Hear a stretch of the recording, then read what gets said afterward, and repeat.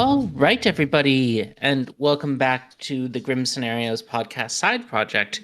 We're going to rank all the demons by strategic value now as part of our tier project. We've done the outsiders, we've done the minions. We're going to do the demons now. We're hoping to stick to a two-shot on the demons. If we can't get through all of them in 2 episodes, we'll figure it out. And then there's going to be, of course, the townsfolk and travelers. The townsfolk is going to be a big undertaking because there's like 68 of them. Which at our normal pace of 10 to 12 characters per episode will take us 5 to 6 episodes, maybe 7. So we're hoping we can consolidate down some of the townsfolk into groups in various useful ways. We've got an idea, and we're gonna pilot some of that idea with what we're doing with the demons and how we've organized the demons a little bit. So we'll see how that. See how that goes. Just some reminders for you all as you're listening to this. We have 2, of course, Final 3Con giveaways going. One is an art contest with entry directions on our Discord. That's discord.gg/grimscenarios if you're not a member. That one is open till the end of November.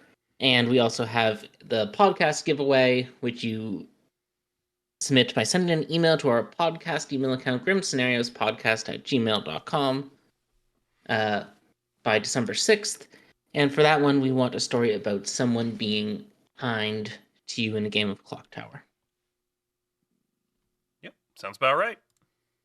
And with that, so as Milk said, we've been doing everything alphabetically, but we thought for the demons it would be helpful to start with the base 3 demons and go through them by script. So it's a little bit of a different order than we've done before, but it's a very similar concept. And we thought we would do this in part because we want to get a baseline for what the strategic value of a demon is. You know, all demons, for the most part, and we'll talk about this later, all demons have killing power to an extent. And so that's something that's common to them all, just like minions doing minion things is common to all minions. Mm-hmm. So that... choosing who dies is a pretty important strategic element, but it's shared across all demons. Yeah, I mean, and the ones that don't share it, particularly Legion, Leviathan, Little Monster, Yagababble, we'll, of course, talk about next episode. Everyone we're talking about this episode has some degree of killing power, even if the Zombuul's killing power is a little bit low. Yeah, and we expect, for the most part, everyone's going to be familiar with the base 3 demons. So as we kind of start to work our way through the strategic strength, capability of the demons, it makes sense to start with the base 3. Yeah. Though, if you've only played Trouble Brewing, if you're not familiar with the Sects and Violets, BMR, demons, you should still listen to this episode. We're not as... Well, we're going to talk about the Imp! We're going to start with the Imp. The Imp's ability is, of course, each night choose a player, they die. That is the baseline demon. That is the sort of demon par excellence, that first phrase, each night choose a player, they die. Most demons have that exact language in their text. Sometimes it's modified a little bit. Sometimes it says something different, but that's the core of every demon. Most demons then have a special ability on top of that. The Imp's is, if you kill yourself this way, a minion becomes the Imp. And in Blood on the Clocktower circles, this has become known unofficially, but by everyone, as a Star Pass, which is a term that comes out of the roller derby scene, which I've not ever actually watched any roller derby, but my understanding is there's someone on a roller derby team who has the star, and they can pass that to another member of their team, and star is sort of the most important player. Whoever has the star is the most important player. Yeah, let's go with that as a reasonable explanation of a star. And a star pass. If you know what roller derby star passes are, and I said it completely wrong, please feel free to correct me in the comments. So, Imp is the first demon that every player interacts with, but almost every player interacts with. Obviously, maybe some people start on SV or BMR or whatever, or on a teensy. But Imp is the, baseline demon. And it comes with something that is common on some other demons we're going to talk about today, which is creating uncertainty about the alignment of the players who have died. Because Yeah. the Star Pass means that a player who dies isn't immediately confirmably good. Most of the Yeah. time, players who die are most likely to be on the good team. The imp creates uncertainty around that, and it's one of the things I think that makes Trouble Brewing an amazing script. Yeah. Now, when I'm thinking about demons, I like to group them in a bunch of different categories. And these categories in my mind are mobility demons, strength in numbers demons, and misinformation demons. Misinformation demons and multi-killers, rather. Um, the imp is, of course, a mobility demon. Its special power is that it can move who the demon is. So I think it's also worth considering the imp in that context of a as a demon that can change who the demon is throughout the course of the game, and of course, as Milk said, creates some doubt on the reliability of players who died in the night. It's especially important to have that mobility capacity, whatever you want to say. It's especially important to have that mobility on Trouble Brewing, where you have something like the Fortune Teller, who is essentially a demon detector, a really strong direct demon detector. You also have Empath, which is going to get reads on their neighbors and can detect the demon. And it's possible that the demon could be in a tough spot and need to get out of there. So on its home script, the ability that the imp has to move doesn't just create that sense of, oh, I'm not sure if dead players are good or evil. It certainly is incredibly important, like mobility effect, to be able to get away from a really direct information ping. Yeah. Uh, Now, I think with the imp, the talking with the star pass is talking about its strategic value because that's what makes the imp special: the ability to kill itself to move to another demon. So, Milk, uh, how do you value that strategically? Again, I'm going to think about it starting on Trouble Brewing and then maybe moving out to custom strips to some extent. It's going to depend on a couple of things. The first is how trusted are your minions in the town?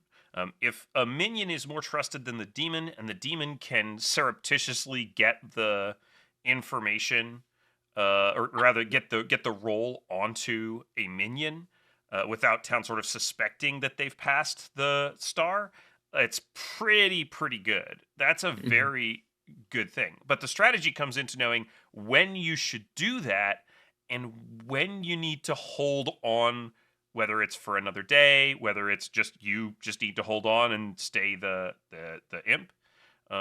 So that's a piece of it. I think also, you know, crafting the information, and of course every demon is going to have to do this, but crafting the information is especially important for an imp because you can do it from the start, unlike some other mobility demons. You can set up to confirm one of your minions and then pass to them. And then surely that dead librarian is definitely pointing to a real butler, right? The imp who passes to the minion is, definitely a dead librarian who's confirming a butler. And that player is trustworthy.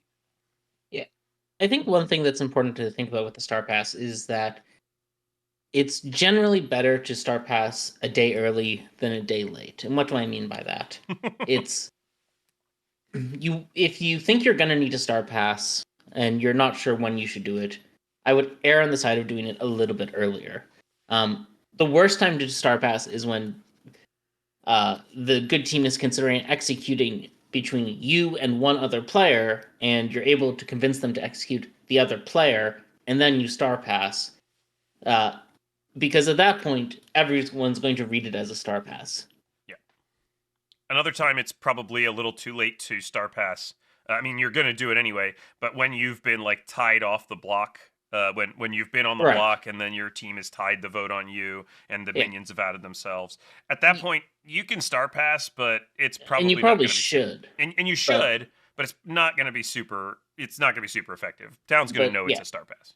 your Star Pass is more effective if you can do it before, if you can anticipate it before the day where town is likely to start seriously thinking about executing you. Think about it So this way. You can think about it a little bit mathematically, right? Like if town mostly thinks you're the demon, and you're probably likely to die tomorrow anyway, you're probably going to star pass because it at least, if both your minions are alive, it at least takes it from 100% you dying and losing the game to a 50-50 that the town has to kill one of the minions. And you protect your minions from having to socially protect you in the town one more day to set up to get you out of that jam. Yeah, and that's the bigger piece of it. Making sure your minions are aware that you're willing to star pass gives them freedom not to have to socially protect you. We see this a lot, and this isn't the demon ability, but it's related in a sense because it's off the same script. We see this a lot with Scarlet Woman, right, where the Scarlet Woman can push on their demon. They don't have to be socially aligned with the demon. They don't have to be voting aligned with the demon. If you can make a non-Scarlet Woman minion able to do that, give them the confidence to do that, and know that you're going to star pass if they, if they kind of don't align themselves with you, that's really helpful for your team. Yeah. Well, I do want to sort of flag a little bit on the Imp's interplay with the Scarlet Woman. Not because, of course, we're trying to evaluate these characters to a degree independently, to a degree with context with the base threes on their scripts. But the Imp and the Scarlet Woman have sort of a weird sort of relationship sometimes because of the redundancy between their two abilities. Both of them exist. Their ability is to move the demon. Generally, if you have a Scarlet Woman, it's better to let yourself be executed and for your Scarlet Woman to pick it up that way than it is to star past your Scarlet Woman. And that's just because of the simple math of the game. Yeah, you'd rather good waste and execution than you spend a kill in the night. Or your team spend a kill in the night to move the demon. Sometimes also it's important to understand, to realize that your Scarlet Woman's not in a great position to pick up the demon hood. Yeah. And on one minion games, 7 to 9 players, you don't really have a choice there. Your Scarlet Woman will of course pick up your demon hood whether you star pass or get executed, because they're the only minion in play. However, in 2 and 3 minion games, you have a few ways you can get around the Scarlet Woman being sometimes a bit of a liability. One is you can simply murder them in the night, which I've seen work to great effect. Yep. But also, if you can get yourself executed before your Scarlet Woman, you can let your Scarlet Woman do the star pass immediately after catching it. The Scarlet Woman can sort of treat it like the hot potato. They can take your execution and then immediately bounce it. Yeah, that's extremely powerful because moving the demon twice in one night is going to confound a lot of abilities. So yeah, so you want to think about both. You want to have a good sense of, when you're deciding whether to star pass or not, sort of where your Scarlet Woman is positionally. I think this is most of, like, the emphasis is super deep. The self-contained movement within the evil team is subtle and strong in a way that a lot of other mobility demons don't have. It works really well. Sorry, I didn't mean to cut you off. It works really well with a lot of bluffs as well. There's just a ton of bluffs that like for the player to die in the night. Yeah, it works very strongly with a farmer bluff, with a raven keeper bluff, with a sage bluff, with a choir boy bluff. Not a choir boy, a king bluff. Yeah. It's great. It's great with any powerful information gathering townsfolk role, where you make your teammates look good in your information and then die on night 2 or 3, passing to one of your teammates. That information is going to look pretty. That information is going to look pretty correct. So I'm gonna, just take my grade on here. I think the imp goes straight to S tier. Yeah, this simple little demon has just so much depth in how it approaches the game because of the ability to star pass. The ability to star pass seems simple, but it's ultimately extremely high up there. It remains one of my favorite tokens to pull, even throughout many games of Clocktower. It always feels like I can do something with it, and even though I don't use the star pass function often, when I see the opportunity to use it effectively, it just does wonders. So I agree with Emma. Imp is an S tier minion. I thought, it's funny because I thought when we sat down to this, I was like, well, I'm going to want to put Imp in S tier, and then Emma and I are going to talk about it, and I'm going to realize it goes in A tier. I'm wrong. It goes in S tier. It's got so much depth, and there's so many interesting plays you can do with the Imp token. All right. We'll move on then, of course, to our Sects and Violets demons, starting with the Fang Gu. The Fang Gu is each night choose a player, they die. The first outsider this kills becomes an evil Fang Gu, and you die instead. Brackets +1 outsider. Another mobility demon.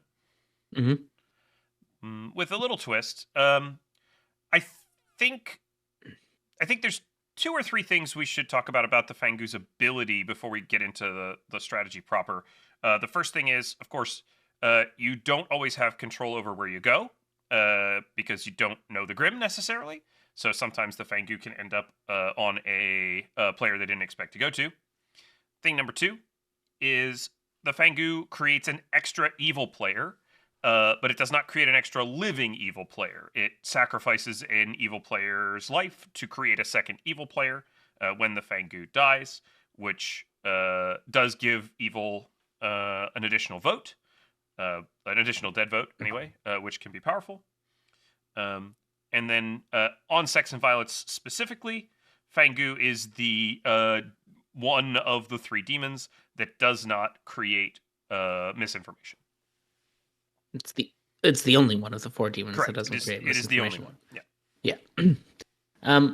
About that sort of, I think it's generally better for you as a Fang Gu to jump by mistake than to jump on purpose, and we'll put aside pit hags creating outsider targets for you to jump to. When you jump by mistake, it's because you didn't know that you were hitting an outsider, which means that the player is in a solid bluff as a townsfolk, which means if they realize it's Fang Gu, they're less likely to look at this outsider who was in a solid bluffing position. When you jump to someone who everyone knows is an outsider, you're more likely to get your new demon caught out if people realize it's a Fang Gu game, because that's the person everyone knew was an outsider. So, as a Fang Gu, I think it's generally better to not try to jump, and if and when the jump happens, take it as the bonus. Yeah, I agree with that. In addition to that, excuse me, I think, when you get your 3 bluffs as a demon, in a game with 2 minions, in a 12-player game or 10 to 12-player game with 2 minions, it is natural for the demon to take a bluff and for each of the minions to take one of the bluffs. I think if you're a Fang Gu, you might want to save a bluff for the person you jump to. Especially if you jump early, they might be able to back into a different role. Yeah. That's my opinion, but I think it's a strategy that helps Fang Gus to be more able to survive post jump. Yeah, let one of your minions get in a double claim. It's fine. You can save one of your bluffs if you jump. You can give it to the player you jumped to. You can even then take their outsider role from them and claim you're the dead outsider of that role to make it seem like it's not a Fang Gu game. Yeah, I really like that play, especially because it's gonna create a world where if the other 2 outsiders do come out, there's gonna be a too many outsiders situation, and it's at least something the town's got to figure out. Now, I do think from a strategic perspective, for the purposes of the tier ranking, I think Fang Gu has to be below Imp. And that's because, unlike the Imp, who needs to have a good enough read on the Grim to figure out whether they should try to move their demonhood or not, the Fang Gu is almost always advantaged by getting the extra evil over not getting the extra evil. Yeah, that's right. And I know I said earlier that the Fang Gu should not be trying to jump. I don't think these are inconsistent. You shouldn't be trying to jump because you should be trying to find an outsider who's doing a good job of blending as a townsfolk. You shouldn't jump. You shouldn't go to the first outsider you heard of, because if you've heard of the outsider, a bunch of other people have probably heard of the outsider. But you do want the jump to happen. You do want to kill people who you want to be paying attention for people whose information is wrong, because they're more likely to be outsiders. And then you can even start lining up your bluffs with information you hear that's wrong to sort of back up their worlds when you jump to them. But you want to find people who other players believe as a townsfolk, which means people you believe as a townsfolk. But you do want the jump to happen because an extra evil is incredibly powerful. And I think like that puts the Fang Gu on a little bit more of a single-minded track than the Imp. With that said, however, there are some times where the Fang Gu's best option is not to jump. If, all three outsiders in a 12-player game have outed as outsider, if people have solved that it's a Fang Gu game, and they start wanting to kill the outsiders, yeah, just leave them and see if you can skate by without jumping. But absent that situation, I think since the Fang Gu is much more single-mindedly trying to get that mobility, I think it should go down to A tier for now, lower than the Imp, and we'll see if it stays there or moves even lower as we continue going through the demons. Yeah, I agree with you. I think Fang Gu goes into A tier. The additional evil does make it very strong, but this isn't a strength rating, it's a strategic rating. Certainly getting that extra evil vote is very powerful, but the Fang Gu's not necessarily making a lot of choices about where that's going. Or maybe the strategy is in choosing not to jump to certain outsiders, but I do think that's a little shallower than the Imp. Not saying not saying there's not a lot for Fang Gus to do, not saying it's not an interesting role or an interesting strategy, just saying that I think the Imp has more agency in their choices. Yeah. All right, next we move on to the No Dashii. The No Dashii is the octopus of demons, because that's what its token looks like, or the squid of demons, because its token also looks a little like a squid. And its ability is each night choose a player, they die. Again, that same phrase we've seen from Imp and Fang Gu. And then its special ability is your 2 townsfolk neighbors are poisoned.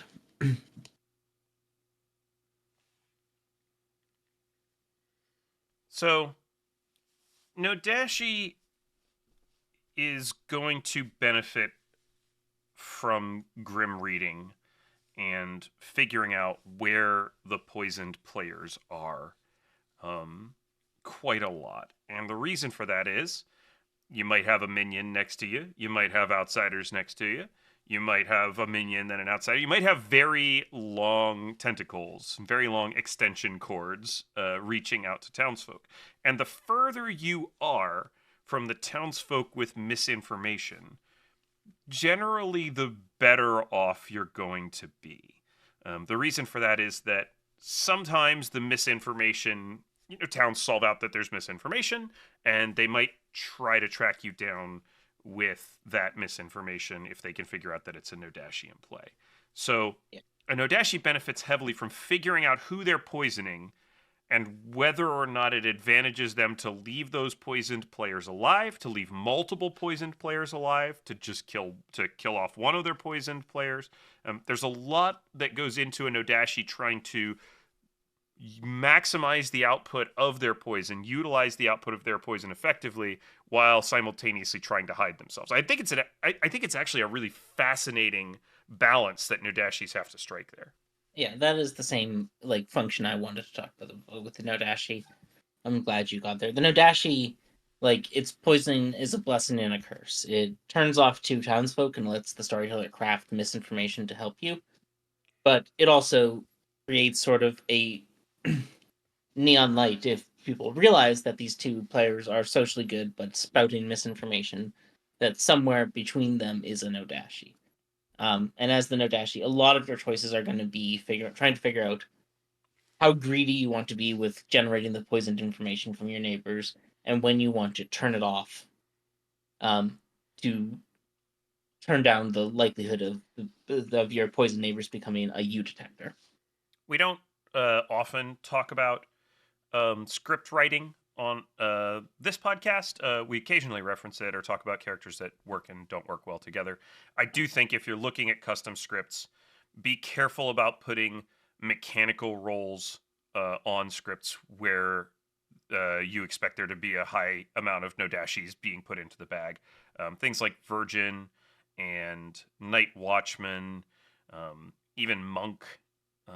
Those roles can be a gigantic spotlight on a no dashie that's sitting near them. There's a ton of roles like that, but it's worth just thinking about that in the context of sort of what Emma mentioned about the no dashie kind of being lit up by abilities not working nearby. Information is easier for the storyteller to use to benefit the no dashie and hide from them. Hence, its base script being Sects and Violets, a script that has lots of information roles.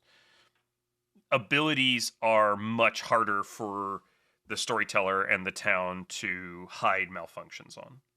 Yeah, it's not great for you as an Odashi if the innkeeper you're poisoning protects 2 players that night and you kill one of them, because the innkeeper is going to be like, huh, that's weird, I protected that guy. It's not going to be great if you're going to gossip something they know to be true. Your poison gossip something they know to be true,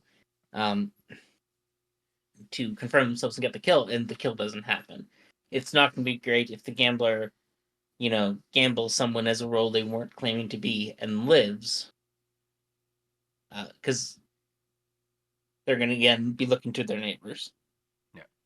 So you want to be very careful with mechanical roles in Nodashi, both in script building and for Nodashis. If you realize you're poisoning something like a monk or a gambler or a gossip, an innkeeper, a get them out night of there. watchman, you might want to just get rid of them. Make it a lycanthrope. Just get rid of them and make it hard for them to know that their ability is malfunctioning.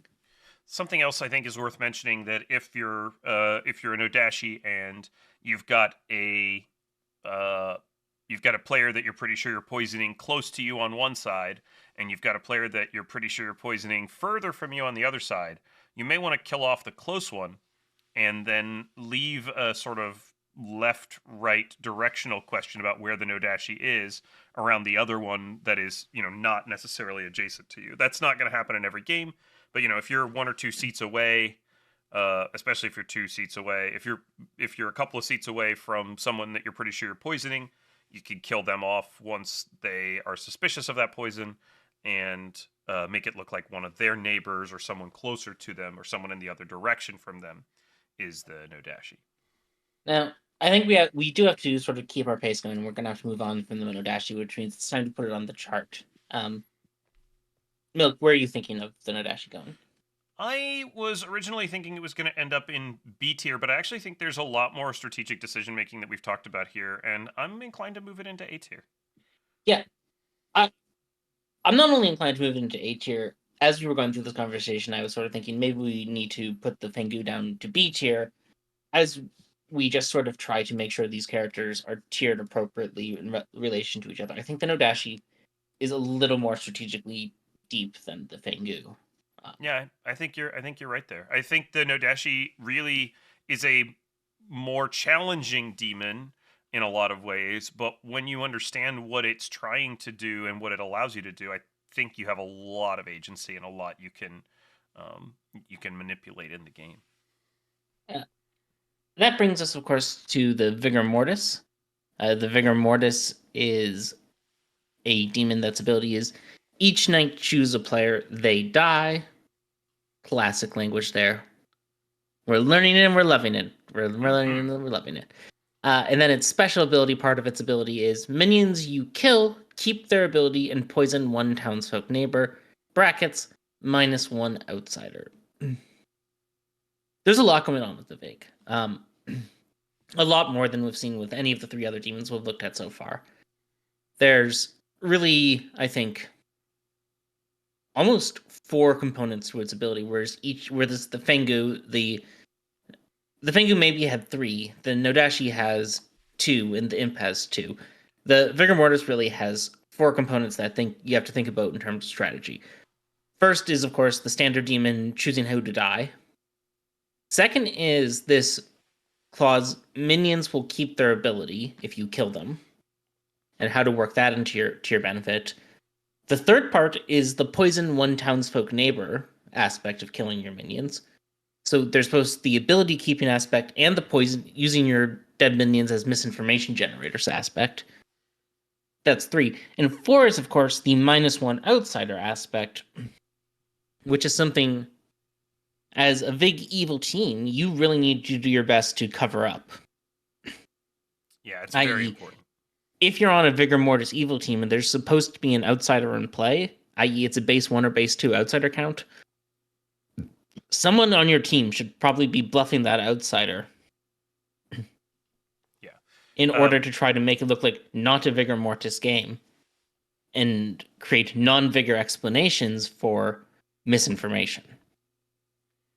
When we talked about Fang Gu, we didn't really get into the +1 outsider aspect of the character. It's a setup ability. It doesn't really affect how the Fang Gu plays. You can't really control, like, making outsiders not claim their role to some extent, at least late in the game when it's likely that a Fang Gu's jumped. With Vigor, though, the -1 outsider component actually does add to the strategy of the character because it creates this void. Now, it's bad in the sense that town's going to get another townsfolk with which to do townsfolk stuff. But it's good because it creates a void where you can bluff an outsider. Now, the Vigor doesn't have to be the one bluffing an outsider. It can be a minion. It can be a minion. I think particularly in the context of Sects and Violets, what I don't see Vig teams do enough is have a minion bluff Sweetheart, kill the minion off, and use the interplay between dead minion poisoning someone from the minion ability and the theory of the Sweetheart drunk could be out there to sort of ward off the Vig's natural enemies of Oracle and Mathematician. We talked about this in the Sweetheart, when we talked about the Sweetheart as a bluff, and it's so good. It's so good. It's so synergistic with Vigormortis. Yeah, like not only are you poisoning someone, you're creating the world where a poisoning should have happened. Mm-hmm. The Oracle got a 1 not because your minion's Vigor killed, but because the Oracle got Sweetheart drunk.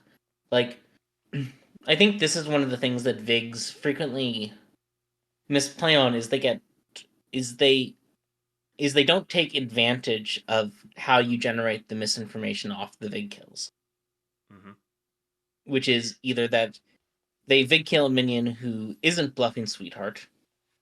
And obviously you're not going to be able to get away with bluffing Sweetheart every time you kill, having your minion bluff Sweetheart every time you Vig kill them. Of course. And if it happens every time, then people start reading Sweetheart claims as Vigormortis minions, yada, yada, yada. So you don't want it to be universal, but you want that threat to be out there. You want that threat to exist. And the synergistic power of the Sweetheart bluff with the Vigormortis is super strong.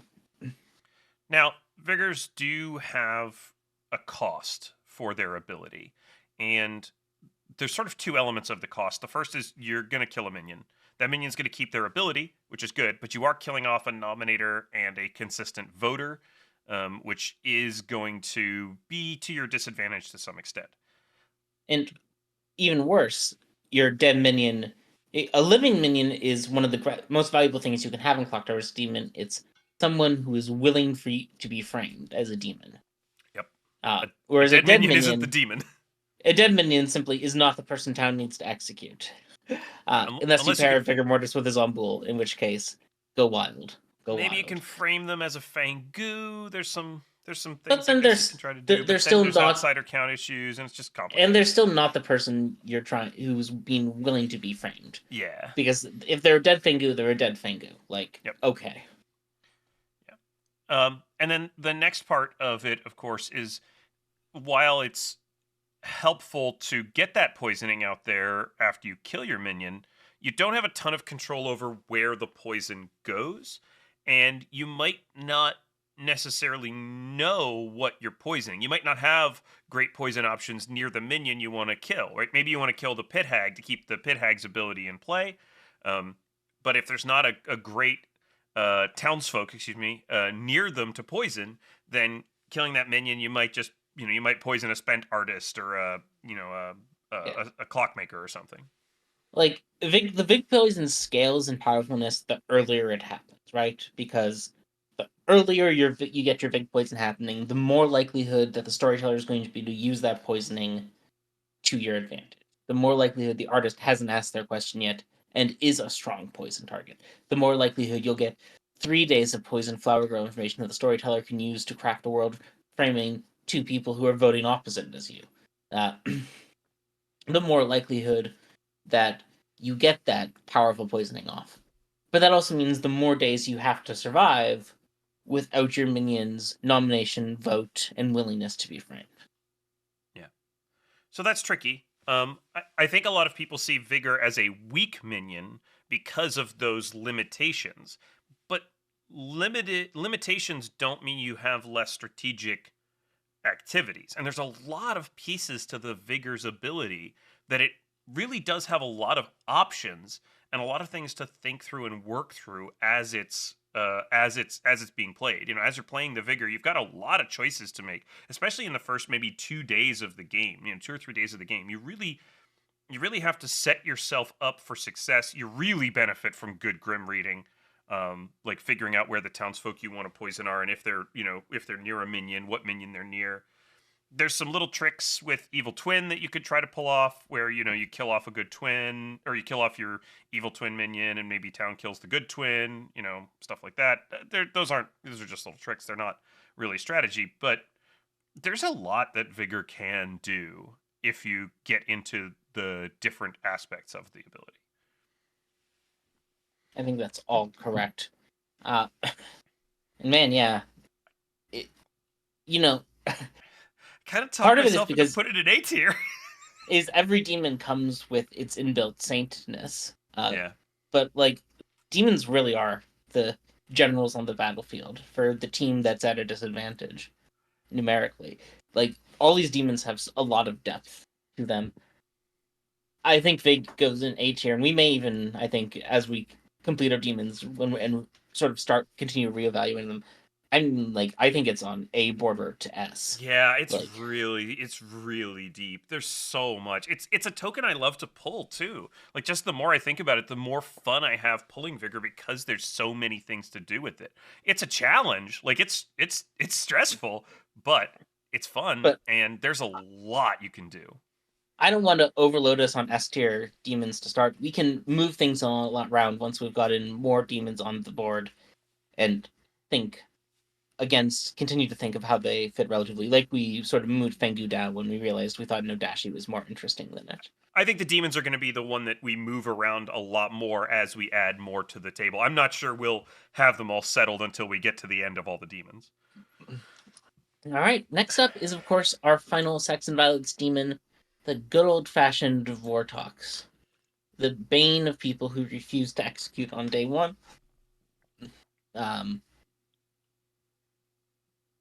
I have trouble being fair about the Vortox. Oh, I should read its ability. You should read the ability, and then we can both be unfair about the Vortox. Each night choose a player, they die. Townsfolk abilities yield false info. So that's part one of its special ability. Part two of its special ability is each day, if no one is executed, evil wins. It's the first demon we're going to look at, and I think one of just two demons that exist that has an alternative win column. That is, if the good team refuses to execute someone, you just instantly win the game. Now, as I was saying, I have trouble being fair with Vortox because I love the Vortox. I think the Vortox is super fun. I think the Vortox makes games and scripts it's on better simply by existing. It takes away the inability of the good team to drag games out by refusing to make executions, which is some of the least fun stuff that can happen in games of Clocktower when just no one ever dies during the day and the game just gets dragged out. Like, Vortox just eliminating those play patterns makes it, for me, one of the most fun demons to see on scripts, one of the most fun demons to have around. And it's one of the most fun demons to storytell as well for me, because when it's actually in play, when you have to generate that all false information in a way that's fair and helpful to the evil team, because this is an evil ability, but not so unsolvable that good can't unpack that it might be a Vortox game. Oh, I love this demon. I'm with you. And I've just realized that, you know, I don't know why I didn't ever see it before, but each of the Sects and Violets demons, their greatest strength is also their greatest weakness. Because Mhm. the trick about Vortox is once town figures out it's Vortox, it makes it a lot easier to solve. Right? When you Yeah. know all the information is false, it's easier to sort of backtrack that and reverse it in a way that makes the demon easy to find. We talked about, Fang Gu, their vulnerability, of course, is that they add an outsider and then, end up jumping to an outsider, and if that outsider's bluff isn't great, but the benefit is, of course, you might get an extra evil player. No, Dashii, the poisoning might point the good team back at you. Vigor, you have to spend a minion to get the poisoning and get the ability to keep going. Vortox has their ability to make all the information false is once again a double-edged sword. So it's interesting to me that all of these Sects and Violets demons act in this way, that their biggest drawback is their biggest strength, and I really love that. And I think having to work around a disadvantage is what makes them interesting demons. I was never under any doubt that Vortox was going to go into S tier, because Um, absolutely not even a question. It takes towns several days to get that sorted out, and the Vortox has to craft information that fits the world that they want the town to resolve. If they think town is going to solve out Vortox, they need to give Vortox information. If they think town is not going to solve out Vortox, then they're gonna have to give out information that's beneficial to them, that's true. The Vortox figuring out how to turn the town to the side of whether it's a Vortox game or not is so crucial. And there's a ton of strategy in what bluff you yeah. choose, how you choose to go about presenting your information, when you reveal information, how you look good and reveal information without committing to one side of, is it a Vortox game or is it not a Vortox game, too early or too late. Like all of those little bits and pieces are, they're fantastic, and they're a lot of fun. And most importantly for me, because this is one of my pet peeves about Clocktower, it means that the evil team can't just sit there and wait and do nothing. The evil team has to create information in a Vortox game. The minions have to craft information. The demon has to craft information. You can't just sit there and wait it out for the town to figure out what's going on. You've got to be part of the solution and part of the problem. Preferably the demon is part of the solution and the minions are part of the problem, but you go either way. Yeah. The Vortox the Vortox having to make that choice of whether to back up the Vortox world or try to undercut it, like, requires you to pay so close attention to what is going on in town, what information exists, what that information can be sold as true or false, and how to keep your information in line with where town is going to end up. Like, if it's a 12 nomination day and you're pretty sure town crier is in play, you're probably going to need to start selling Vortox worlds, because the town crier is going to get a no when everyone nominated. Like, there's there's other stuff too, right? Like you need to find the oracle and not kill them. Like at least not on day one. Like you're or you or need you to do kill kill them. them and then you sell that world. It's like there's And yeah. if the Oracle gets a 1 on day 1, you need to start building your Vigormortis and Yep. Fang Gu worlds, Yep. Absolutely. Right. which can include, like, having your minions back into outsider claims if you need to sell a Fang Gu world. If you need to Vortox sell a Vigormortis world, like, frame one of the outsiders. Vortox is a demon that needs to know how every other demon on SNV. I'm just talking about SNV here. Like we're not even moving off SNV. that you have to know how every other demon on S&V would interact with the game state at every given moment. And then you have to think about how you're going to interact with it, how your role would interact with it. You really need to know the roles on the script very well. You need to know how people think about and listen to the information that's given out by those roles. It is hard, and it is very complex, and it requires a lot of thought, and it requires you to really get ahead of what everybody else in the town is thinking, so that you can either pivot to or away from Vortox. Yeah, and at the you right said moment. you wanted Vortox in S tier. I do. I didn't know where I wanted Vortox, but as I said, I love the thing, and if I'm not the one responsible for putting it in S tier, it can go in S tier. Yeah, All I right. think it's going into S tier. I don't see how it could go anywhere else. You have to know everything that's going on. Yet the pivot point of pivoting to Vortox has to be believable. It's so there's so much. I love it. We're going to move on to our BMR demons now to round out this week's episode, and then next week we'll come back with our experimental demons. First up of the BMR demons, and we're doing this alphabetically, is the Poe. The Poe's ability is each night you may choose a player. Wait, that's different language, Milk. That's not what everyone else said. It's not everyone the same. Everyone else said you choose a player. The Poe may choose a player. Wild. We'll figure out what's up with that. They die. If your last choice was no one, choose 3 players tonight. So, the Poe is a lean, mean killing machine. And it can alternate between killing 1, 0, and 3 players per night. If the Poe alternates every night between killing 0 and 3, that's obviously 1.5 kills per night. If it kills 1, then 0, then 3, that's 1.33 kills per night.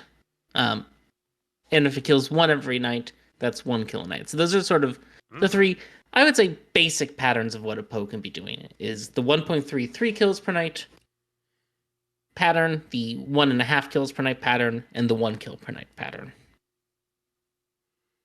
Yeah, I think that's a good way to think about it, sort of to step back and not just think about, okay, you're giving up a night of kills. Although we should talk about why strategically that night without demon kills can be an important part, especially on BMR, of playing as the Poe. Yeah. The I think ability to sort of fake other things happening with no deaths in the night, and something we demonstrated on a previous episode of the podcast, where listening out for gossips and, for example, not killing on a night when there's a true gossip can hide gossip information. So I think there's a lot of other things you can do with the Poe as well. Like, the Poe's sort of natural undercover man in the town is the minstrel. But that does because the minstrel does a great job of covering up your Poe charges, especially when your minions get executed. But if the Poe is again, it's, I think, of the BMR demons, I think there's 2 BMR demons that I think really do have the highest, the sort of the higher amount of strategic death, and 2 that have the lower amount. And the Poe is definitely one of the higher amount ones. The Poe needs to figure out when it can cover, when it can and when it should charge. It should charge on minstrel nights if it can. If you think your minion's going to get executed tomorrow, kill tonight, charge after they get executed, because if there's a minstrel in play, that will cover your charge. Like, the Poe needs to be listening to gossips and figure out where the real gossip is. The Poe needs to coordinate with their assassin and see how the assassin can do to cover the charge. The Poe needs to, pay attention to innkeepers and fools. You're going to be a pretty sad Poe if, you get your charge off and then you hit the 2 players the innkeeper picks and the tea lady neighbor. You need all this sort of insight into how to maximize the 3 attacks that you get. and when and how to choose them, when and how to wait and use them. It's a very tricky demon to play. I've found it's and the choices the Poe needs to make. They're all like the Poe, as I noted up front. Like the Poe has sort of three different paths it can take to set its kill pattern: the 0-3-0 path, the 1-0-3 path, and the 1-1-1 path. And it can of course switch through those throughout the game. Those zeros are always followed by threes. Yeah. Or they will be unless you don't find your innkeepers, fools, sailors, tea lady neighbors, etc. Right. You're sometimes gonna find those characters. You can't help it. And sometimes you want to. Sometimes you'll want to tap the fool. Sometimes you'll want to get that third kill on the goon so you can flip them evil as part of instead of killing three people off. Like lots of things you want to do as the Poe. Lots of things you want to cover for. You can use your 3 kills as scouting, right? You can use your 3 kills to find those kinds of roles, those kinds of protection roles as well. And you can use that to direct how you try to make executions in the day, or what you send your other minions to do, right? What you send your assassin to go deal with, for example. So as I mentioned at the top, we have sort of our mobility demons like our Fang Gus and our imps. We have our misinformation demons, our Vortoxes and our Dashies and Vigormortis all fall in that category. The Poe is our first of our sheer kill power demons, and I think it's the most interesting of the sheer kill power demons by far. Yeah, I agree with that as well. I think I really enjoy Poe for the requirement that it has for me to pay attention to the game. It really, you can't just, okay, I'm going to not kill tonight, and then I'm going to kill 3, and then I'm not kill tonight, and I'm going to kill 3, I'm not going to... I mean, you can do that. That's a perfectly fine thing you could do. But I think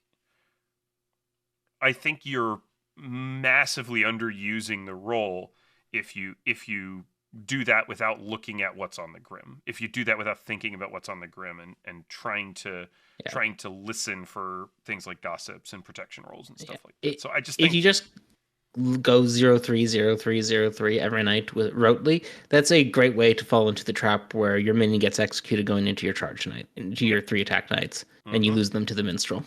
Yeah. You really have to be aware of what's going on in the game. Maybe it's demons, Emma. Maybe demons just really start like in A or B tier natively, and it's really hard to not want to put this into... It's really hard not. I think the Poe goes in A tier. I think it goes with the Dashii and the Vig. I think it has similar. Interactions. You know. Yeah, it may be that all our demons end up in S, A, and B, and we don't have any C or D tier demons. Though, spoiler, there's going to be some that I'm going to argue go in C and D. There's going to be C and D tier minions or demons, but they're probably not going to be C and D tier demons today. Maybe. we'll see where we go. All right. Now we're going to get over to the Pukka, the mighty Pukka, the most deadly of the BMR demons. Each night choose a player. Wait, we're missing an asterisk just to start. Just wanted to flag that. They are poisoned. Hey, that's not kill. The previously poisoned player dies, then becomes healthy. So that's a lot of words. What the Pukka basically boils down to is the Pukka has to pick their kills the night before they happen.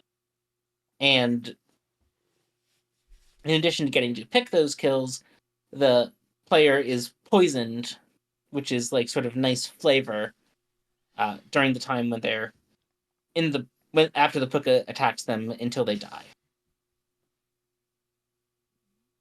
It's a unique ability on a script that has some roles that are self-protecting.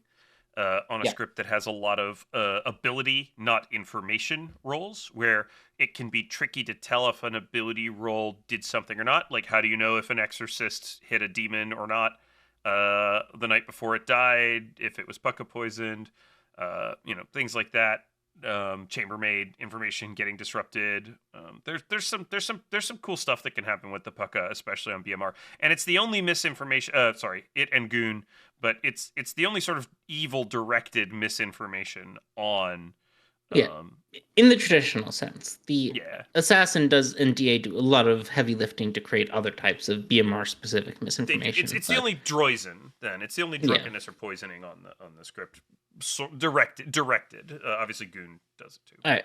The Pukka's whole thing is the Pukka, even more so than the Poe, even more so than the No Dashii, even more so than the Vortox.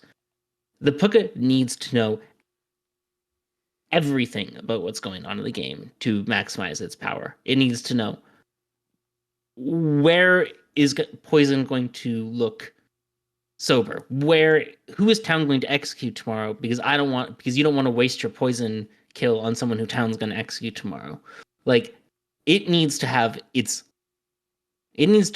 find both the mechanical and social through lines of town, and it needs to grip its little hands on them and hold on for dear life and follow them wherever they go and make its kills in a way that's going to support those worlds, that are going to work in synergy with those worlds, more so than any other demon, because the Pukka has to make its choices early. So you get one night where you don't have to think too hard about who you're going to kill. One night, because it's the first night of the game and no one's shared any information, no one's shared any social thoughts yet. But after night one, you need the Pukka's responsibility is simple. They just need to know literally everything that's going on with every player in the game, and then make the best choice that they can based off knowing everything that's going on with every player in the game, mechanically and socially. Simply done. Simple enough, right, Milk? Yeah, it's super easy. You just have to, be omniscient, or maybe have a crystal ball. Maybe borrow one from a fortune teller. Maybe use cards. You can maybe use cards to divine the outcome of the Grim. Obviously, you're not always going to know everything all the time as a Pukka. In fact, I'm going to say that you're never going to know everything all the time as the Pukka. But you do, as the Pukka, need to try your best, and you need like the Pukka demands the best Grim reading, the best social reading of any demon. I think it really does. Like, the kill choice is so much more important than any other demon. Like, Yeah, where you put your kills the night before is so crucial. No other demon loses deaths because a good player gets executed. Like, that is a brutal downside for the Pukka. Like, it's really tough for the Pukka when they lose deaths because a good player gets executed. Good players getting executed is what most demons want. But when the Pukka loses deaths to that, like, that just delays the Pukka getting to the end game and gives more time to solve. Your best option for a person to poison as the Pukka is the extremely common player with very powerful information or ability roll who is not suspicious at all and is likely to share all their information all the time. No problem. Just find that person and just poison them every single day, and you'll do fine. The Pukka it's a character that rewards foresight. It's a character that rewards grim reading. It's a character that rewards social reading. It's a character that rewards decision making. It's got everything you want from an S tier character. Yeah, is where I'm going with this. It's we could just put it S tier. It's not easy, but it is very deep in terms of strategy. Your choices matter more than any other demon in terms of your kill selection. Your ability, your ability direction is just it's the whole. You even need to know things like, who is the sailor going to pick? Because if you want to kill the sailor, like, you go through their ability. So you want to make sure that you poison the sailor on a night they're drinking with a good, or on the night before they're going to drink with a good player. Yep. So that they'll think that they were drunk to the good player, which will make the good player look evil. Oh, it's such a deep demon. Yeah, it's very. Let's move on to the Shabaloth. Now, if this was a flavor text ranking, a flavor of demon ranking, the Shabaloth would not only be an S tier, it would be alone an S tier. Everything about the Shabaloth, its ability, its art, its flavor text of Blarg Fatag Nimatan Noshu Gumtha Mishik Nayu Flurg Shik is perfect. Excellent. Its ability is each night choose 2 players, they die. A dead player you chose last night might be regurgitated. Uh, this is just the brute force muncher of Chomp, demons. chomp. It's just trying to chomp through town as quickly as possible. Yeah. There's some things Shabaloths can do to sort of try to bully storytellers into not doing the resurrection. Like, pick dead players every night, intentionally sync kills so that you only ever get one kill off. But if you're intentionally sinking kills so that you only ever get one kill off, you're not a Shabaloth, you're just a worse imp. Yeah, like, this is just sort of the chew them up, occasionally spit them out of demons, burn through town as quickly as possible. That's what the Shabaloth is. If you have two kills a night, why do you care if they get regurgitated? Who cares if the town knows it's a Shabaloth? You just eat them again. You just eat them again, Milk. Yeah, just kill them. Just keep killing. Chomp, chomp, chomp. It's faster than the Poe. Just remember that. Faster than the Poe. As we were saying before, deadly than the Poe. The Poe. Well, the joke about BMR demons is they're all described in their almanacs as the most deadly of demons. Mm-hmm. But yeah, as we were talking with Poe, like the Poe averages 1.33 or 1.5 kills per night. The Shabaloth averages 2. It just kills things. Kill things with it. -1 resurrection at some point in the game. Yeah. Which is all where I'm getting at. Shab is C tier for me in terms of demon strategy. I guess it has to be a little bit aware of who it's eaten and who might get regurgitated. I guess it has to be a little bit aware of things like the same things as the Poe, like gossips and stuff. I didn't put it in D tier, Milk. But yeah, I mean, it's just munching through stuff. You're just trying to brute force your way through town. You're sort of one track like that. I don't want to take away from the fun of that. Like, that's super fun. Like, just kill 2 people a night, chomp, chomp, chomp. Go through them like a weed whacker, and be happy that you're not having to do all the strategy that you have to do with Pukka. You know? Yeah. Think about how awesome your flavor text is. Blarg Fatag, Nimmatan, No Shugumtha, Mishik Nayu, Fleur Krishik, licking your giant fangs with your giant tongue. You're such a flavorful demon, Shabaloth. Be so happy much being the flavor demon. That's right. You are the flavor demon. We love you for being flavorful. Now go sit in C tier like a good boy. I don't have much more to say about Shab. Like, Shab, it's hard to... It's like, as with all BMR characters, it's really hard to get them off of BMR. Shab is very hard to write for on custom scripts because of, like, the need for a town that can protect itself from the power level of a Shabaloth. Mm-hmm. Yeah. It looks great there in C tier, Emma. It does. It's so pretty down there in C tier, doing its C tier stuff. All right. Well, that leaves us with our last base 3 boy, rather, I should say. Yeah, of course, the deadliest demon on BMR, the Zombuul. Each night, if no one died today, choose a player, they die. The first time you die, you live, but register as dead. So let's start, I think, with the big elephant in the Zombuul's room. Yeah. The Zombuul barely gets to kill players, right? It's the whole demon thing. We talked about the whole language of demons. And the only time Zombuuls get to kill players is if town doesn't do their job of executing someone in the day, which means, like, the demon win condition is 2 players alive. Like, the demon wants people dying at day and night so we can get to that 2 players alive condition. Like, it's hard for Zombuul to get there because it only gets it always loses either the day or the night kill. Yeah, its vulnerability is not killing, which is the thing that demons do. And that takes away like it takes away a lot from the Zombuul. because the Zombuul, it's a harsh limitation, the lack of consistent killing.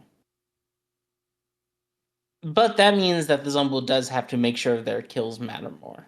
It's so much more painful for a Zombuul, even than it is for a Pukka, for the Zombuul to lose a kill to a minstrel, or lose a kill to a goon, or lose a kill to a tea lady neighbor, or lose a kill to an innkeeper. Like, because it's not only that the Zombuul lost the kill, but it's when is the Zombuul going to get to recover that kill? Might be a while. So in that sense, the Zombuul has to, really know the Grimwell. They can't just kill haphazardly. They have to figure out what's going on. Yeah, but unlike all of the other demons that we've praised for having to know that, the Zombuul's not going to get to use that knowledge very often. When they do, what they do with their kill is crucial, but they have to make it really count when they do. Yeah, most of the time they're not going to be doing much in the way of choosing. Now, there's a lot of social hiding. There's a lot of sort of when do I want to get killed off the first time. That's all certainly interesting, but it's compared to a lot of the other demons, it's much trickier to navigate a Zombuul's game because you just don't have the ability to take out players the same way you do. And it's very heavily reliant on either Godfather or Assassin to be in play just so that it can kind of get a chance to get a kill somewhere that it really needs it. But it's even more reliant on DA being in play so that the Zombuul can wake up and kill people. Yeah. Oh yeah, absolutely. So it needs to have it needs a lot is the problem. It needs players, it needs a whole bunch of protection rolls so players don't die, but it also needs a whole bunch of players who can die when it makes its one kill here or there. And that's kind of tricky to figure out. The other aspect of the Zombuul that we haven't discussed at all yet is its special ability, which is the first time you die, you live but register as dead. And that's, I think, where the Zombuul gets a little more interesting. The Zombuul, they can be in a tough spot. When does it make sense for a Zombuul to intentionally die to, try to blend in among the good dead? I think more so than any other demon that can die. So I think more so than like an imp cares would first be executed to get the demon hood to the Scarlet Woman than it does to start past them. More so than like the Zombuul wants the opportunity to die at night if they can. And the reason for that is like you'll be better off getting your social trust if you die at night than if you're executed. I think that's absolutely right. And that now means spending your own kill, a Godfather kill, maybe getting killed off by a gossip if the storyteller is, if you tell the storyteller you kind of want to get killed off in the night by a gossip, you might be able to negotiate that with the storyteller, but it's all very tricky. One thing you don't want to do is have your assassin kill you. The assassin does not let you secretly remain alive. That's the assassin right. just kills you. You die. But something you can do is have your assassin bless grandmother and kill themselves. Mm-hmm. Yep, that is something that they can do to help you out, so that you get 2 kills in the night. The assassin kills himself, you kill yourself, and then it looks like it's a Zombuul game. And hopefully, with so very few minions left, or so very few evil players left alive, the good team just eats themselves. The Zombuul gains a lot from forcing the good team to burn votes.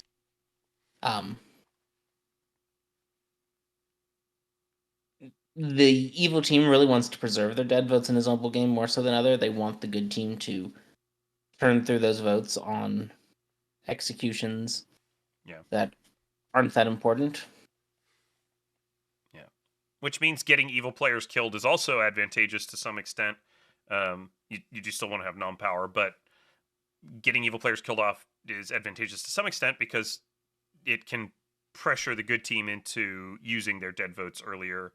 But again, it's all very tricky to navigate. I do think the Zombuul. I think the Zombuul goes with Fang Gu and B tier. I agree with you. Yeah. It's actually very similar in a lot of ways. It's got more going on strategically than the Shabaloth. I don't think it has as much going on as the Vigno, Dashii, or Poe. It's a very tough demon to play well. Yeah, it's hard to play well, and the strategy, unlike having limitations and forcing you to make tough choices, the strategy is restrictive in that you're not able to do enough you're limited to doing so very little that the choices you make are either incredibly powerful and very important, or they're very important and you didn't do enough with it and you lose the game because of it. And so, like, the binary nature of Zombuul choices, either it was a great choice that works out great for your team, or it's a terrible choice that does not work out for your team. The at least the feel of the binary nature of those choices, I think, makes it feel like there's not a curve. Like, there's not a strategic curve you can ride where, like, things are getting better, things are getting better, things are getting a little bit worse, okay, things are getting better. You're very much in, like, everything's really bad right now. Oh, okay, I think that was pretty good, so I think we're doing okay now. Oh, nope, it's all bad again. It's really bad. So I'm inclined for B tier as well with the Fang Gu. I'm sorry, with putting the Zombuul with the Fang Gu, because I do think they both have some restrictions that make them less strategic.